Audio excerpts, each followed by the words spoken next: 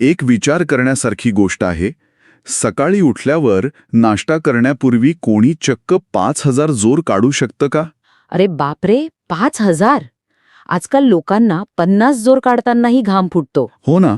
आणि त्यानंतर जवळपास 1 किलो तुपातला शिरा खायचा, त्यावर 5 लिटर देशी गाईचं दूध प्यायचं आणि हे सगळं पचवून घनदाट जंगलात जाऊन चक्क वाघ, सिंह आणि अस्वलांशी संवाद साधायला निघायचं. हे सगळं ऐकायला एखाद्या हॉलिवूडच्या सुपरहिरो चित्रपटासारखं वाटतंय. अगदी तसंच. पण आजच्या या सखोल चर्चेत आपण कोणत्या काल्पनिक कथेवर नाही, तर एका खऱ्याखुऱ्या ऐतिहासिक नोंदीवर बोलणार आहोत. आजचा आपला विषय आहे बाजिंद या पुस्तकातील पान क्रमांक 55. अच्छा, म्हणजे आपण थेट ऐतिहासिक पुराव्यांच्या आधारे बोलणार आहोत तर? हो, अगदी. या नोंदींमधून एका अत्यंत अद्भुत व्यक्तिमत्वाचा आणि त्याच्यासमोर उभ्या ठाकलेल्या एका महाभयंकर संकटाचा उलगडा होतो. आज आपण बाजीराव सरदेसाई या तरुण योद्ध्याची अचाट दिनचर्या, त्याचं निसर्गाशी असलेलं गूढ नातं आणि चंद्रगडावर आलेल्या मुघलांच्या अस्मानी संकटाचं सविस्तर विश्लेषण करणार आहोत. हां, खरोखरच खूप रंजक विषय आहे. कारण जेव्हा आपण जुन्या काळातील योद्ध्यांबद्दल वाचतो, तेव्हा त्यांच्या मानवी क्षमतेच्या मर्यादा आणि युद्धनीती आपल्याला खऱ्या अर्थाने थक्क करून सोडतात. नक्कीच. तर या प्रवासाची सुरुवात कुठून होते ते पाहूया. असा अमानवीय क्षमता असलेला योद्धा काही रातोरात तयार होत नाही. नोंदींनुसार ग्रामदैवत भैरवनाथाच्या अतिप्राचीन मंदिरामागे एक भव्य तालीम उभी आहे. हां, भैरवनाथाचं मंदिर. हो, आणि इथेच आपली ओळख होते चंद्रभान सरदेसाई यांचा तरुण मुलगा बाजीराव याच्याशी. आता एक गोष्ट प्रकर्षाने जाणवते, ती म्हणजे या तालिमीत फक्त कुस्ती नाहीये, तिथे तलवार, भाला, गदा, धनुष्य असे युद्धकलेचे अनेक प्रकार एकाच छताखाली शिकवले जात आहेत. म्हणजे एक प्रकारची ती आजच्या काळातील स्पेशलाइज्ड मिलिटरी अकॅडमीच होती म्हणायची. अगदी तोच शब्द माझ्याही मनात आला होता. पण मला इथे एक प्रश्न पडतो. ही तालीम थेट देवाच्या मंदिरामागे का असावी? म्हणजे नुसता व्यायाम करण्यासाठी एखादं मोकळं मैदान पुरणार नाही का? नाही, पण हा अत्यंत महत्वाचा आणि पायाभूत मुद्दा आहे. असं आहे बघा, प्राचीन भारतीय शिक्षण व्यवस्थेचा हा एक उत्कृष्ट नमुना आहे. तालीम ही केवळ शरीर कमवण्याची जागा कधीच नव्हती. ती संस्कार आणि चारित्र्य घडवण्याची केंद्र होती. अच्छा, म्हणजे शारीरिक आणि मानसिक दोन्ही शिक्षण. अगदी बरोबर. जेव्हा एखादी भव्य तालीम ग्रामदेवतेच्या मंदिरामागे असते, तेव्हा त्या शारीरिक शिक्षणाला एक भक्कम आध्यात्मिक आणि नैतिक बैठक मिळते. याचा अर्थ असा की तिथे जी प्रचंड ताकद कमवली जाणार आहे, ती स्वतःच्या स्वार्थासाठी किंवा कोणावर अन्याय करण्यासाठी नाहीये, ती समाजाच्या आणि धर्माच्या रक्षणासाठी वापरायची आहे. याची समज देणारी काय म्हणू आपण त्याला, एक सेफ्टी सिस्टम तिथेच शिकवली जात होती. तंतोतंत. आणि बाजीरावाबद्दल एक अतिशय महत्वाची नोंद आहे. त्याचं आपल्या गावावर, ग्रामदैवतावर आणि वडिलांवर नितांत प्रेम होतं. समाज, धर्म आणि कुटुंब हे त्याच्या जगण्याचे 3 भक्कम खांब आहेत. आणि याच मानसिक बैठकीमुळे तो एवढ्या कमी वयात सर्व युद्धकला अगदी लीलया आत्मसात करू शकला. लीलया म्हणजे अगदी सहजतेने. पण तरीही मला एक सांगा, गदा हे अफाट ताकदीचं प्रतीक आहे, धनुष्य हे अचूक एकाग्रतेचं लक्षण आहे, तर तलवार आणि भाला चपळता दर्शवतात. हे सगळं एकच माणूस कसं काय करू शकतो? तोच तर या प्राचीन तालमीच्या पद्धतीचा गाभा आहे. आजकाल आपण बघतो की लोक फक्त एकाच गोष्टीवर लक्ष केंद्रित करतात. म्हणजे कोणी फक्त वजन उचलतं, कोणी फक्त धावतं. हो, आजकालच्या जिममध्ये तेच होतं. वांगीण विकासावर भर असायचा. कुस्तीमुळे शरीराचा पाया मजबूत होतो आणि नंतर तोच पाया इतर शस्त्रास्त्रांच्या सरावासाठी वापरला जातो. त्यामुळे एकाच वेळी अनेक गोष्टींमध्ये प्रावीण्य मिळवणं शक्य होतं. भारीच आहे हे. पण ही झाली शिस्तबद्ध तालमीची गोष्ट. बाजीच्या व्यक्तिमत्वाचा दुसरा पैलू याहूनही अधिक रंजक आणि थोडा गोड आहे. गूढ म्हणजे नक्की काय? तो सतत तालमीत नसतो, त्याला एकटे राहायला खूप आवडते आणि तो दिवस दिवस घनदाट जंगलात भटकत असतो. गर्दीपासून दूर, निसर्गाशी एकरूप होणारा असा हा तरुण आहे. होय. आणि याच एकांतवासामुळे त्याला एका वेगळ्याच प्रकारच्या ज्ञानाची प्राप्ती होते. आणि तेच ज्ञान मला सर्वात जास्त थक्क करणारं वाटतं. कारण नोंदींमध्ये असं स्पष्ट लिहिलंय की या जंगलात फिरताना त्याला जंगली प्राण्यांचे आवाज समजू लागतात. किडे कीटक आणि मुंगीपासून ते चिमण्यांची भांडणं आणि अस्वले, हत्ती ते अगदी क्रूर वाघ, सिंहासारख्या हिंस्र पशूंची गूढ भाषा त्याला अवगत झाली होती. हे वाचायला खरोखरच खूप वेगळं वाटतं. हो ना. आता थांबा, मला इथे खरंच एक लॉजिकल प्रश्न विचारायचा आहे. प्राण्यांची भाषा समजणे हे म्हणजे एखादी ती डॉक्टर डुलिटलसारखी कॉमिक गोष्ट वाटतीये. हे शब्दशः घ्यायचे की लेखकाने योद्ध्याची स्तुती करण्यासाठी वापरलेलं हे केवळ एक रूपक आहे? तो खरोखर प्राण्यांशी बोलत होता का? हा खूपच रास्त प्रश्न आहे. आधुनिक काळात आपल्याला हे ऐकायला अतिशयोक्ती वाटू शकते, पण हे शब्दशः प्राण्यांची गप्पा मारणे नाहीये. लष्करी आणि जंगल जगण्याच्या परिभाषेत याला आपण ॲडव्हान्स्ड सिच्युएशनल अवेअरनेस म्हणू शकतो. म्हणजे सभोवतालच्या परिस्थितीची अत्यंत सूक्ष्म पातळीवरील जाण. अगदी बरोबर. जेव्हा एखादी व्यक्ती जंगलात दिवस रात्र एकटी राहते, तेव्हा जगण्याच्या संघर्षातून त्याच्या सर्व संवेदना प्रचंड तीक्ष्ण होतात. जंगलातील प्रत्येक प्राण्याचा आवाज, प्रत्येक हालचाल हा एक डेटा पॉइंट असतो. अच्छा, म्हणजे एखाद्या कॉम्प्युटर हॅकरला जसं हिरव्या रंगाच्या कोडमध्ये पूर्ण सिस्टमची माहिती दिसते, अगदी तसंच बाजीला या जंगलाचा कोड वाचता येत होता. हां, हे उदाहरण अगदी चपखल आहे. चिमण्यांची भांडणे कदाचित सामान्य वाटतील, पण अचानक पक्ष्यांचा उडणारा थवा किंवा त्यांचा धोक्याचा इशारा हे सांगतो की तिथे कोणता तरी हिंस्र प्राणी आला आहे किंवा जंगलात एखादा अनोळखी शत्रू शिरला आहे. अरे वा! किडेमुंग्यांची हालचाल हवामानाचा किंवा पावसाचा अचूक अंदाज देते, बरोबर? हो, आणि वाघ किंवा सिंहासारख्या हिंस्र पशूंची भाषा समजणे म्हणजे त्यांच्या अस्तित्वाची, त्यांच्या शिकारीच्या पद्धतीची आणि त्यांच्या टेरिटोरीची अचूक माहिती असणे. खतरनाक. म्हणजे तो जंगलात फक्त फिरत नव्हता, तो जंगलाचा एक हिस्सा बनला होता. जर उद्या जंगलात काही संशयास्पद हालचाल झाली तर बाजीला ती शत्रू तिथे पोचण्याच्या कित्येक तासाआधी या प्राण्यांच्या आवाजावरून समजेल. नक्कीच. आणि युद्धनीतीच्या दृष्टिकोनातून विचार केला तर हा एक प्रचंड मोठा टॅक्टिकल ॲडव्हान्टेज आहे. गनिमी काव्यामध्ये जंगलाचं ज्ञान हे कोणत्याही तलवारीपेक्षा जास्त मारक असतं. शत्रूला जिथे फक्त अंधार आणि मृत्यू दिसतो, तिथे बाजीला आपला हक्काचा किल्ला दिसत होता. हे सगळं ऐकल्यावर खरंच अंगावर काटा येतो. पण मला अजून एका गोष्टीचं नवल वाटतं. जंगलात भटकायला आणि सकाळी एवढ्या जड शस्त्रास्त्रांचा सराव करायला या माणसाच्या अंगात एवढी ऊर्जा येते कुठून? हां, या प्रश्नाचं उत्तर जेव्हा तुम्ही वाचलं असेल, तेव्हा तुम्हाला नक्कीच घाम फुटला असेल. खरंच, त्याची दिनचर्या वाचून आजच्या कोणत्याही फिटनेस एक्सपर्टला चक्कर येईल. बाजी सूर्योदयापूर्वी उठतो, अंघोळ करून तो सलग 2 तास कुस्तीचा सराव करतो. फक्त विचार करण्यासारखी गोष्ट आहे, 2 तास सलग कुस्ती. आणि त्यानंतर खऱ्या अर्थाने कसरतीला सुरुवात होते. हो, तो 5,000 जोर काढतो. 5,000. आजच्या काळात आपण स्मार्ट वॉचवर फक्त 10,000 पावले चाललो तरी ॲपवर डिजिटल आतिषबाजी होते. आणि इथे हा माणूस नाश्त्याआधी 5,000 जोर काढतोय.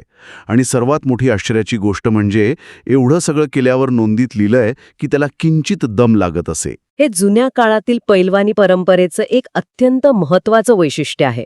5,000 जोर काढणे हे केवळ स्नायूंची ताकद नाही, तर तो अफाट मेटाबॉलिक एन्ड्युरन्स म्हणजे तग धरून राहण्याची क्षमता दर्शवतो. Metabolic endurance. अच्छा. हो, जेव्हा तुम्ही 2 तास कुस्ती खेळता आणि हजारो जोर काढता, तेव्हा तुमच्या शरीराची चयापचय क्रिया अत्यंत उच्च पातळीवर पोहोचलेली असते. आयुर्वेदात याला जठराग्नी प्रज्वलित होणे म्हणतात. अशा वेळी शरीराला सामान्य आहाराची नाही, तर एका प्रचंड मोठ्या इंधनाची गरज असते. आणि हेच इंधन माझ्यासाठी दुसरा मोठा धक्क्याचा विषय आहे. कुस्ती आणि तलवारबाजीचा सराव झाल्यावर तो न्याहारी करायला बसतो. त्याचा नाश्ता ऐकून कोणाचेही डोळे विस्फारतील. तो शेरभर तुपातला शिरा खातो. आता जुन्या मापांनुसार 1 शेर म्हणजे आजच्या परिमाणात जवळपास 1 किलोच्या आसपास. ओ बापरे, 1 किलो तुपातला शिरा. आणि त्यावर तो 5 शेर देशी गाईचं दूध पितो, म्हणजे 5 लिटर दूध. आधुनिक विज्ञानानुसार हे मानवी शरीरासाठी जवळजवळ अशक्य वाटतं. मला प्रामाणिकपणे सांगा, हा खरोखर ऐतिहासिक पुरावा आहे की लेखकाने योद्ध्याची स्तुती करण्यासाठी केलेली ही केवळ एक अतिशयोक्ती आहे? हा खूप नैसर्गिक प्रश्न आहे. आजच्या बैठे काम करणाऱ्या जीवनशैलीतून पाहिलं तर हे अशक्यच वाटेल, पण मी असं म्हणेन की ही अतिशयोक्ती नाहीये. खरंच? कसं काय? कारण यामागे एक अत्यंत भक्कम वैज्ञानिक आणि ऐतिहासिक पैलू आहे. एवढ्या प्रचंड शारीरिक मेहनतीसाठी शरीराला हजारो कॅलरीजची आवश्यकता असते, तेही अत्यंत कमी वेळात. तूप हे ऊर्जेचा एक अत्यंत घन स्रोत आहे. 5,000 जोर काढताना स्नायूंची जी अफाट झीज होते, ती भरून काढण्यासाठी केवळ कर्बोदके पुरत नाहीत. म्हणजे कार्बोहायड्रेट्स पुरत नाहीत? हो, तिथे स्निग्ध पदार्थांची गरज असते जे शरीराला दीर्घकाळ आणि संथ गतीने ऊर्जा पुरवतात. म्हणजे ते तूप त्याच्या शरीरात एखाद्या इंजिन ऑइलसारखं किंवा रॉकेट फ्युएलसारखं काम करत होतं? अगदी बरोबर. आणि देशी गाईचं दूध हे प्रथिनांनी समृद्ध असतं, जे स्नायूंची पुनर्बांधणी करण्यासाठी आवश्यक असतं. हा पारंपरिक पैलवानी आहार अशाच अमानवीय वळणाऱ्या मेहनतीसाठी डिझाईन केलेला होता. अच्छा, म्हणजे जर त्याने एवढी मेहनत केली नसती तर तो आहार त्याला विषसमान ठरला असता? नक्कीच. पण त्याच्या उच्च चयापचय क्रियेमुळे तो आहार पूर्णपणे पचवला जात होता. आणि या सगळ्यावर कळस म्हणजे त्याच्या घोड्याचं नाव. एवढा जड आहार घेऊन तो परत घोड्यावर बसून जंगलात जातो आणि त्या घोड्याचं नाव आहे पक्षा, म्हणजे पक्षी. हे एक अत्यंत सुंदर आणि सूचक निरीक्षण आहे. घोड्याचं नाव पक्षा असणे हे त्याच्या प्रचंड वेगाचं आणि हवेसारख्या चपळतेचं प्रतीक आहे. एवढा भारी आहार घेऊनही बाजी आणि त्याचा घोडा वाऱ्याच्या वेगाने जंगलात वावरत होते, हे यातून सूचित होतं. वेगवान बनवत होता, एकदम भारी. तर या सगळ्या वर्णनातून आपल्या डोळ्यांसमोर एक असा योद्धा उभा राहतो जो शारीरिकदृष्ट्या अजिंक्य आहे, जो निसर्गाशी पूर्णपणे जोडलेला आहे. पण अशा या अद्भुत आणि शांत जगण्याला अचानक एका मोठ्या भूराजकीय संकटाची नजर लागते. होय, कारण असा योद्धा केवळ जंगलात फिरण्यासाठी तयार झालेला नसतो. त्याची परीक्षा घेणारी वेळ आता जवळ आली होती. आणि इथूनच या कथेला एक अतिशय गंभीर वळण मिळतं. नोंदीनुसार एक दिवस गनिमांची म्हणजे मुघल शत्रूंची नजर चंद्रगडवर पडते. मुघल सरदार हुसेन खान हा तिथे चालून येतो. पण तो एकटा किंवा काही सैनिकांच्या तुकडीसह येत नाही. त्याच्यासोबत 4,000 कडवट स्वार आहेत. 4,000 स्वार? बापरे! आणि सर्वात धक्कादायक बाब म्हणजे तो कुटुंब किबल्यांसह उतरला आहे. हे वाचल्यावर मला खटकलं. युद्धाच्या छायेखाली असलेल्या अनोळखी प्रदेशात एखादा सरदार आपल्या कुटुंबाला का घेऊन येईल? हा तर सरळ सरळ वेडेपणा किंवा फाजील आत्मविश्वास वाटतो. हा अत्यंत बारकाव्याने पाहण्यासारखा मुद्दा आहे. आणि तुम्ही बरोबर ओळखलत, हा अति आत्मविश्वासच आहे. कुटुंब कबिल्यांसह येणं हे युद्धनीतीत एक वेगळाच संदेश देतो. पहिले म्हणजे हुसेन खानला पूर्ण खात्री आहे की हा किल्ला तो सहज जिंकेल. म्हणजे त्याला स्थानिक लोक अगदीच किरकोळ वाटत आहेत? हो. आणि दुसरं म्हणजे हे केवळ एखादं छोटं आक्रमण किंवा लुटमार करण्यासाठी आलेलं सैन्य नाहीये.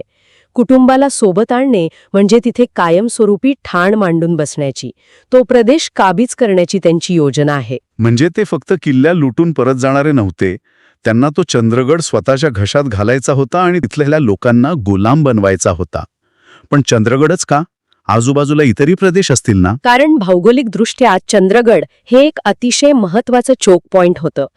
चोक पॉइंट म्हणजे असा एक अरुंद मार्ग किंवा किल्ला ज्यावर नियंत्रण मिळवल्यास तुम्ही संपूर्ण प्रदेशाची नाकेबंदी करू शकता. अच्छा. नोंदीत स्पष्ट म्हटलं आहे की चंद्रगड मारल्याशिवाय तळकोकणात जाणे अवघड होते. तळकोकण हा अत्यंत समृद्ध प्रदेश होता आणि सागरी व्यापारासाठी तो जणू सोन्याची खाण होता. तिथे पोचण्यासाठी चंद्रगडावरून जाणारा रस्ता सुरक्षित करणं मुघलांसाठी आवश्यक होतं. म्हणजे हे 4,000 सैनिकांचं आक्रमण हे केवळ बाजीराव किंवा त्याच्या कुटुंबाविरुद्धचं युद्ध नव्हतं, तर तो संपूर्ण प्रदेश आणि तिथल्या गावाच्या अस्तित्वावर आलेलं एक अस्मानी संकट होतं. नक्कीच. आणि 4,000 सैनिक म्हणजे काही चेष्टा नाही. ही बातमी जेव्हा बाजीचे वडील चंद्रभान यांना समजते तेव्हा त्यांची अवस्था काय होते हे लेखकाने फार वास्तवादी पद्धतीने मांडलं आहे. बातमी मिळताच चंद्रभान तातडीची बैठक बोलवतात. त्यांना साहजिकच भीती वाटते की आता आपलं गाव गनिमांची खास शिकार होणार आहे. हो, आणि मला इथे या ऐतिहासिक नोंदीचं कौतुक करावंसं वाटतं. त्यांनी चंद्रभानला असा एखादा फिल्मी हिरो दाखवला नाही जो छाती ठोकून म्हणेल की येऊ द्या 4,000, मी एकटा सगळ्यांना कापीन. अगदी बरोबर. आणि इथेच मराठा युद्धनीतीची खरी ताकद दिसून येते. इथे अंधभक्ती किंवा अतिशूरपणा नाहीये. इथे एक अत्यंत प्रगल्भ आणि वास्तववादी नेता दिसतो, ज्याला आपल्या मर्यादेची जाणीव आहे. होय, चंद्रभान अत्यंत थंड डोक्याने विचार करतात आणि स्पष्ट म्हणतात, 4,000 सैन्यापुढे आपला टिकाव लागणे अवघड आहे. ही प्रगल्भता आहे. ते समोरासमोरच्या युद्धाला स्पष्ट नकार देतात आणि मग ते एका सापळ्याची योजना मांडतात. एक ट्रॅप. अगदी. ते म्हणतात, शत्रूच्या सैन्यात फूट पाडून त्याला जंगलात संपवणे उचित होईल. आणि ते हे काम कोणाला देतात? तर आपला मुलगा बाजीराव याला. जर आपण याला व्यापक दृष्टिकोनातून आणि लष्करी तंत्राच्या नजरेतून पाहिलं तर चंद्रभानची ही रणनीती युद्धशास्त्राचा एक मास्टर क्लास आहे. मुघलांचं सैन्य हे मुख्यत्वे स्वार होतं, म्हणजे घोडदळ. बरोबर. खुल्या मैदानात 4,000 घोडदळासमोर मूठभर गावकऱ्यांचा निभाव लागणं अशक्य होतं. घोडदळाची ताकद त्यांच्या वेगात आणि एका रेषेत चालून येण्याच्या फॉर्मेशनमध्ये असते. पण जेव्हा तुम्ही याच घोडदळाला सह्याद्रीच्या घनदाट जंगलात खेचून आणता तेव्हा काय होतं? तेव्हा त्यांची सर्वात मोठी ताकदच त्यांची सर्वात मोठी कमजोरी बनते. कारण जंगलातील मोठी झाडं, खाचखळगे आणि अरुंद रस्ते यामुळे 4000 सैन्य एकाच वेळी हल्ला करू शकणार नाही. त्यांना एका रांगेत विस्कळीत होऊन चालावं लागेल. अगदी बरोबर. जंगलात सैन्याची फूट पडते, ते विखुरले जातात आणि इथेच आपण मगाशी जो मुद्दा मांडला होता तो अचूकपणे जोडला जातो. बाजीचं जंगलाशी असलेलं नातं. आता मला तो संदर्भ पूर्णपणे उलगडतोय. होय, हुसेन खान आणि त्याच्या 4000 सैनिकांसाठी ते जंगल एक अनोळखी, अंधारी आणि भयानक जागा आहे. तिथे त्यांच्या घोड्यांना धावता येणार नाही. पण बाजीसाठी ते त्याचं स्वतःचं घर आहे. त्याला तिथल्या प्रत्येक झाडाची, रस्त्याची माहिती आहे. आणि त्याला तिथल्या किडामुंग्यांची आणि हिंस्र प्राण्यांची भाषा समजते. चंद्रभानचा निर्णय हा बाजीच्या याच टॅक्टिकल ॲडव्हान्टेजचा पुरेपूर वापर करण्यासाठी घेतला गेला आहे.